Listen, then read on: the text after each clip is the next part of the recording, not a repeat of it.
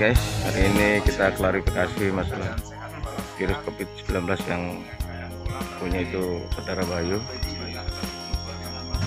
Oke.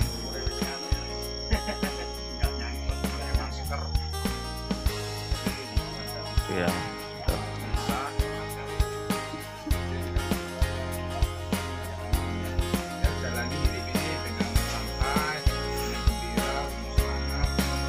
Oke.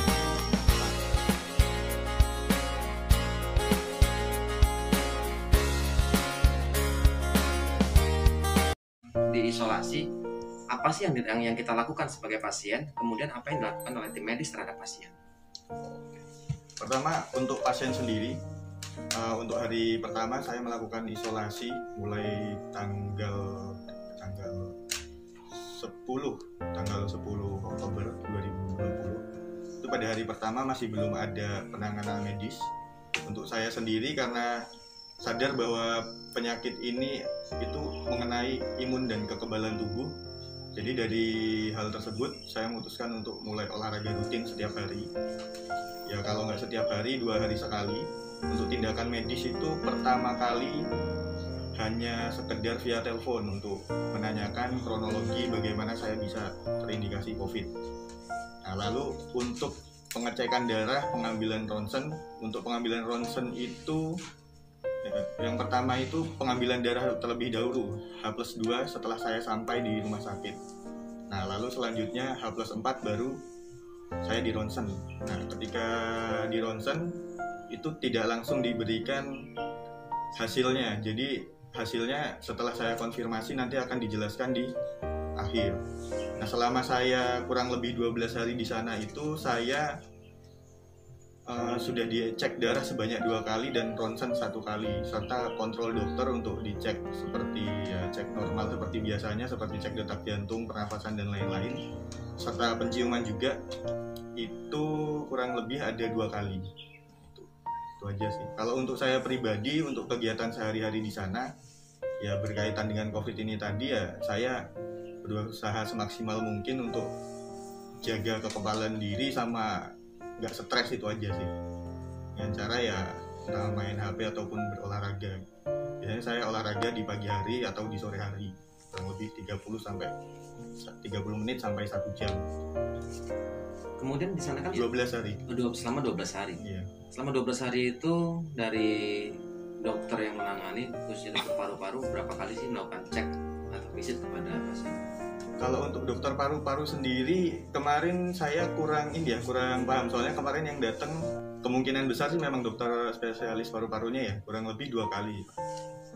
Yang dilakukan pengecekan itu dari perawat sama dokter paru-parunya ya, yang pertama pengecekan menggunakan stetoskop, dicek bagaimana pernafasan, detak jantung dan lain-lain, kurang lebih seperti itu. Sama pengecekan indera penciuman, karena dari COVID sendiri itu kan salah satu gejalanya hilang penciuman sama perasa.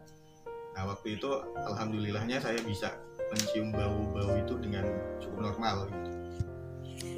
Memang dari awal evakuasi itu memang penciuman dan rasa normal. Kalau saya pribadi tidak merasakan gejala-gejala COVID itu sendiri, makanya dari pihak rumah sakit ataupun saya sendiri bisa bilang kalau diri saya ini sebenarnya termasuk pasien OTG, orang tanpa gejala. Itu tadi saya tidak merasakan. Saya bahkan sejak pertama di rapid test lalu hasilnya reaktif, bahkan sejak itu pun belum pernah merasakan demam. Karena demam kan, dengue itu kan benar-benar salah satu komponen ini ya, yang utamanya gitu. Demam, hilang indera perasa sama penciuman, kurang lebih itu sih. Ya, kemudian Mas, kira-kira apa sih harapan sampai terkait masalah sebagai pasien? Harapan saya sebagai pasien sih ya, saya berharap apabila memang ya semoga tidak akan ada kasus-kasus seperti ini lagi. Saya berharap nanti apabila memang ada pasien ataupun salah satu keluarga ataupun masyarakat yang dijemput, itu mohon untuk mengkonfirmasi ke pihak gugus tugas yang ada di daerah masing-masing, benar-benar memastikan bahwa masyarakat yang terkena COVID ini benar-benar tervalidasi bahwa dia benar-benar terkena COVID. Jangan sampai hanya dapat kabar burung hanya sekedar ditelepon terus masyarakat langsung dibawa, saya himbau untuk mengkonfirmasi lebih lanjut sampai ada keterangan resmi yang turun ke rumah kita atau ke keluarga kita, supaya kita lebih tenang pertama, lebih siap juga, serta nggak stres nantinya di sana ketika isolasi di sana. Terus untuk masyarakat juga ya, harapan saya tetap jaga kesehatan. Ya meskipun mungkin saya dan adik saya terkena COVID ini terlihat sehat-sehat saja, tapi kan efek ini belum tahu kepada orang lain seperti apa. Alhamdulillahnya kita masih muda, masih bisa tahan, masih memiliki kekebalan tubuh yang cukup kuat. Ya jadi alhamdulillahnya kita masih bisa bertahan. Khawatirnya apabila terkena kepada orang yang lebih tua yang memiliki sakit tambahan, takutnya berdampak lebih banyak. Terus untuk apabila nanti ada warga yang isolasi di sana, ya diusahakan jangan stres, tetap olahraga, makan teratur dan banyak minum. Sama ikuti anjuran dokter sama perawat. Kurang lebih itu. Mas, itu dalam isolasi sampean di rumah sakit itu satu kamar tuh ada orang berapa? Waktu sampean untuk isolasinya sendiri itu kemarin yang saya tahu, saya itu di bawah suatu gedung itu ada 3 ruang observasi. Observasi pertama itu dengan ruangan kurang lebih 4x5 meter, itu ada 2 ruangan, itu per kamarnya itu ada 3 orang. Lalu untuk observasi ketiga itu untuk yang cewek, itu ada 4 kamar tidur tapi ruangannya lebih lebar, memang lebih luas. Itu fasilitas apa aja Mas yang ada? Untuk fasilitas yang didapatkan kita sebagai penyintas COVID yang diisolasi di sana, itu kita dapat kalau untuk ininya ya ranjang bed, terus makan 3 kali sehari, sama dikasih obat sesuai anjuran dokter. Lalu ada AC, ada TV juga sebagai hiburannya. Terus ada kamar mandinya juga di dalam. Tapi untuk aktivitas untuk olahraga apa keluar dari kamar itu diperbolehkan apa saja? Kalau untuk keluar kamar benar-benar dilarang total, kecuali ada tindakan medis yang diperlukan untuk keluar seperti ronsen itu tadi kan beda ruangan. Jadi kita harus keluar. Nah, yang salah satu hal yang saya sayangkan itu sebenarnya dari tindakan medis tidak ada protokol untuk mungkin pasien itu bisa keluar dari ruang isolasi supaya tidak stres, mungkin olahraga menghirup udara segar, terus terkena sinar matahari yang konon katanya bisa memang meningkatkan kekebalan tubuh. Kan sangat disayangkan apabila memang selama 12 atau 14 hari di sana kita tidak ada aktivitas di luar untuk menghirup udara segar ataupun terkena sinar matahari. Sebenarnya itu aja. Itu berarti sama selama 10 hari di ruang isolasi itu berarti tidak boleh keluar ya? Anjuran dokter seperti itu ya. Jadi karena kita sebagai pasien juga mawas diri ya, sadar juga bahwa penyakit ini masih sangat jarang di tulang bawang itu sendiri. Jadi ya kami mengikuti anjuran dokter aja. Untuk sampai sekarang ini sampai sudah dikasih bukti bahwa sampai terpapar virus corona. Untuk bukti sendiri, ketika hari pertama saya sampai di sana, itu saya menghubungi gugus tugas COVID yang menjemput saya dari pihak puskesmas menuju ke RSUD untuk isolasi. Saya meminta hasil laboratorium dan surat keterangan hasil swab. Di hari pertama, alhamdulillah direspon cukup baik, langsung diberikan hasilnya. Cuma hanya berupa surat keterangan bahwa saya dites swab, lalu hasilnya positif SARS-CoV-2, positif terdapat virus SARS itu tadi. Lalu untuk kemarin pulang, saya tidak dilakukan tindakan swab ataupun rapid test. Kemarin saya pulang hanya tes darah dan tidak di ronsen. Nggak usah. Yang penting Mbak ini membuktikan bahasanya Mbak ini di rumah, nggak kemana-mana gitu kan.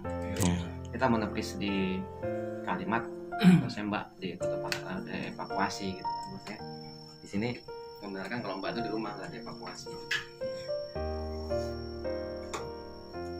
Dan boleh pulang. Itu belum Jadi untuk saya pribadi sebenarnya belum cukup yakin. Saya rasa emang perlu dites lagi atau di swab. Sama sudah berapa hari setelah pulang? Dari Baru hari ini atau Udah dari hari Jumat, dari itu sekitar 2 hari. udah ada dari medis yang kesini mengecek? Oh, Lanjutannya? untuk medis sih belum. Cuma kemarin sebelum pulang itu saya juga dikasih obat untuk pasca isolasi. Itu obat berupa multivitamin sama antibiotik sih.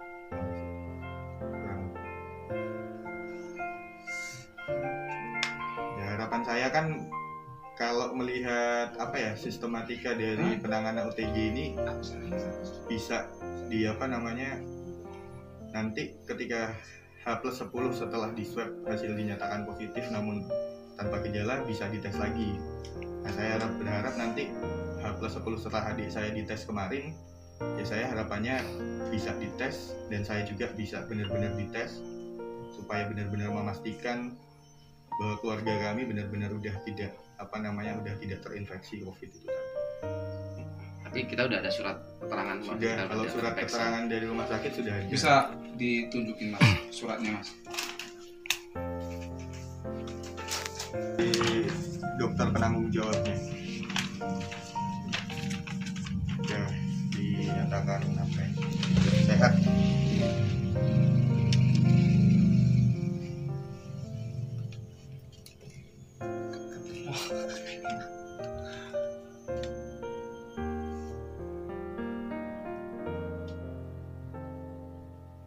Nah, jadi setelah saya dinyatakan sehat dan boleh pulang itu, saya tetap diwajibkan untuk isolasi mandiri di rumah selama kurang lebih 14 hari.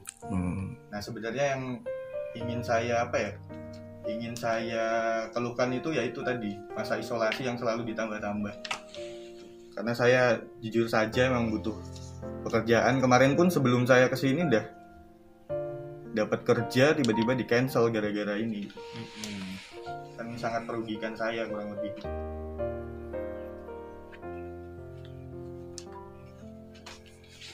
Ya, saya berharap ada kebijakan lebih lanjut lah apabila memang, makanya saya berharap apabila adik saya nanti dites ulang atau dari pihak puskes ada tindak lanjut, ya saya inginnya ikut dites lagi supaya untuk memastikan benar-benar udah sehat. Free kalau emang udah sehat kan berarti bisa dianggap bisa kegiatan seperti biasa lagi, aktivitas seperti biasa gitu.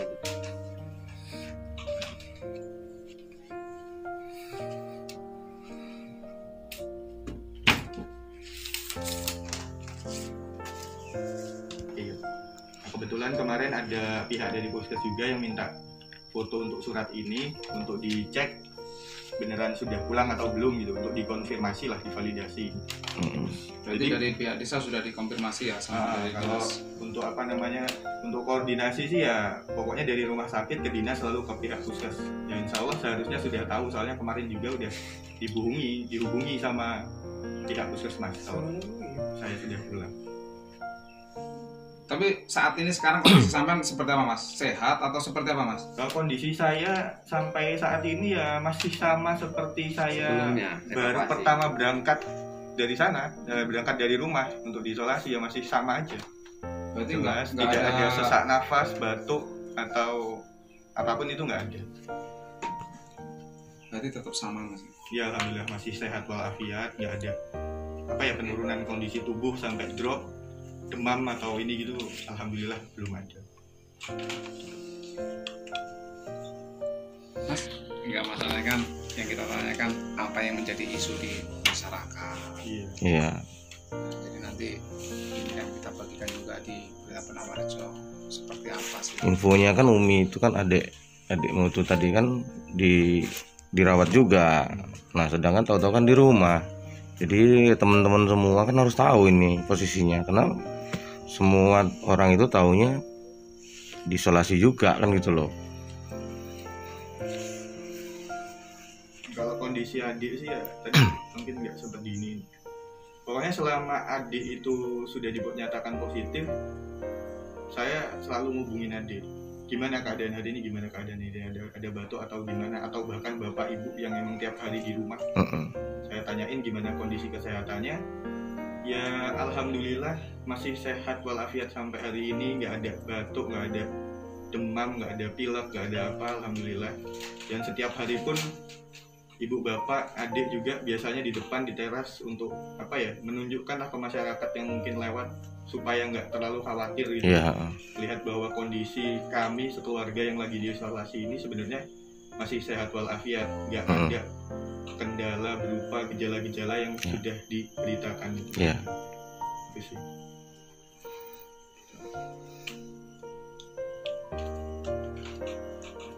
Oke, ya wis. Makanya kan